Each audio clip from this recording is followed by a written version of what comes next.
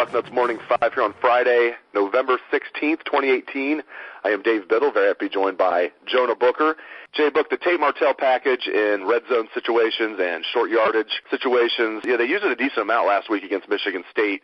Do you feel like that's something they're going to use a decent amount going forward, not just tomorrow against Maryland, but particularly next week against that team up north? I think we're going to absolutely see it against that team up north next week. The thing is Michigan has an issue with stopping mobile quarterbacks. It's one of their kryptonites in the Don Brown defense, so why not use it? Tate Martell is a guy that is shown that he can move the chains. Ohio State has really struggled when it comes to short yardage in the red zone. I don't see an issue with it. If the New Orleans Saints can do it with Drew Brees and Taysom Hill, then Ohio State can actually do it with Tate Martell and Dwayne Haskins.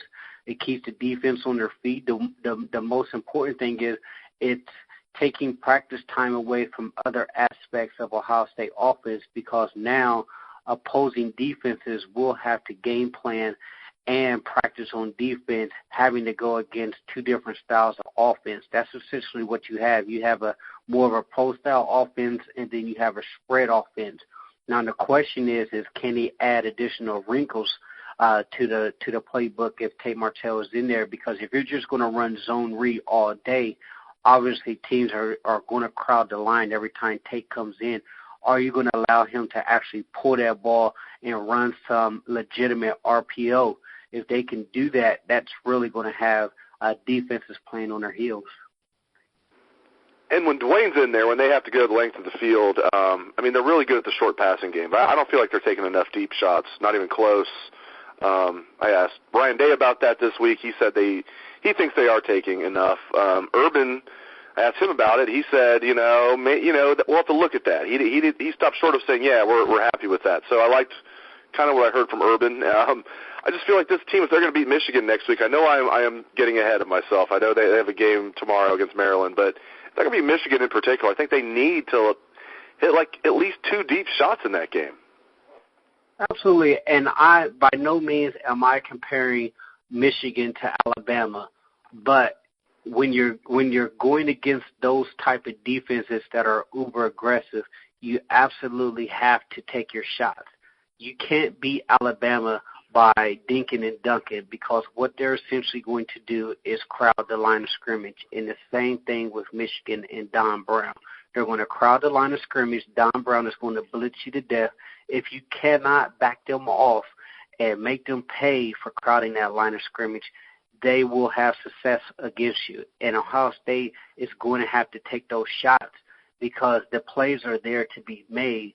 Now, and if Ohio State calls it, that's a different subject. I know Dwayne they haven't been as accurate as you like on the deep throws down the field, but you still have to attempt those throws just to back the safeties off a little bit, because if you're dinking and dunking and you're trying to play within the phone booth, essentially what you're going to see is Don Brown creeping his safeties 10 yards heels from the line of scrimmage. Their heels will be 10 yards from the line of scrimmage, and if that's the case, the running lanes for Mike Weber and J.T. Dobbins will be crowded up there.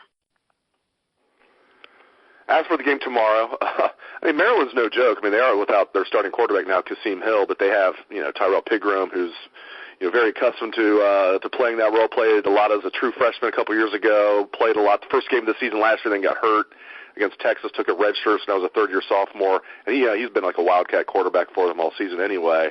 But I think it helps Ohio State that they know all week that they get to prepare for Pigrome, and they don't. They know it's not going to be a two-quarterback system. They don't have to prepare for both guys. Now, they could throw in the guy that used last year, the third-string quarterback who's now the backup. Maryland could. Borgelschlager, how do you pronounce his name? Max Borgelschlager, but sounds like a drink at a German bar. But, I really feel like, the Buckeyes, I think, are favored by 15 points in this game. Your thoughts on this game? I feel like, the Buckeyes can really take it to Maryland tomorrow. I think they can absolutely take it to Maryland. I love Ohio State when it comes to beating the spread in this particular game. As you mentioned, the backup quarterback in there, he's a dynamic. What you essentially have with Maryland is a team that's boom or bust. They are absolutely going for the home run plays. and Ohio State can still be susceptible to those particular plays. So they're going to take their shots. They're going to try to get those home run plays to back Ohio State defense off. But essentially, with this game going into Michigan, this is a great opportunity for Ohio State to kind of get their footing underneath of them. And I know you posted on the front row message board, maybe this Brett McMurphy whole spray fart of his story could galvanize this team and show a little fire. With the players going on Twitter and announcing their displeasure of that story, that was probably the most fire that I saw from these guys all season long. Maybe this really jumpstarts this football team. Who knows? But I think they're going to absolutely be ready for Maryland. I think they're going to roll Maryland, and I think it's going to be setting up for the college football regular season game of the year next week. Brendon White, it's now official. He's finally, a full-fledged starter. There's no debate about it. We don't have to wonder, oh, gosh, he looks good. Are they really going to finally put him in there? Your thoughts on them finally figuring out the situation at safety, Jay Book? It's Von Bell Part 2. It's the same situation where everyone knew that there was talent behind the guys that were actually playing, but it took an extenuating circumstance by the coaches to have to put him in there. But he's playing outstanding. The guy brings an edge to him. He tackles really well. He's basically locking up that other position, which Ohio State has needed all season long. And to me, I think the defense is playing better with him. Jordan Fuller's not overcompensating, so he's been able to play in his natural position more comfortable back there. And I think if White continues to thrive, he's absolutely going to be a star in this defense. When you look at this defense as a whole, I don't hate to put you on the spot. This is why we have you on the show. If you could suggest a wrinkle for this defense, or wrinkles, you can do plural. I know it's tough. This is the 11th game of the season, the 12th week, 11th game of the season, a late season adjustment and then some. But what is a wrinkle you would suggest that this defense needs to do? Mixing up some zone coverages. I mean, you don't have to be man zero coverage every single play. If you can mix up a little bit of zone and make a a quarterback have to read the actual coverages, then I think you can see some really good success from the actual defense. I mean, I know they are gung-ho about, hey, we're up in your face. We're going to play a little bit of man in the back end with the safeties. But if they can mix in a little zone and a little dog pressures there, I absolutely think that this defense could surprise some people. Last thing, Urban says that on the injury front, first of all, Baron Browning is out. For those who haven't read Bucknuts this week, Baron Browning is out for the second straight week. He's supposed to return against Michigan, undisclosed injury. But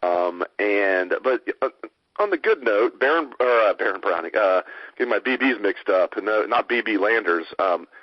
Brandon Bowen is supposedly back. I don't know if saying I don't buy this is I think that's probably too strong. I'm sure he could come in there in a pinch, but man, I heard that he had a serious setback. That's why he had to have that third surgery on that leg. And Brandon Bowen played really, really well before the injury last year, Jay Book. Are you buying that Brandon Bowen's healthy enough to help his team, or do you think that's just Ohio State giving the other, the opponent something else to think about?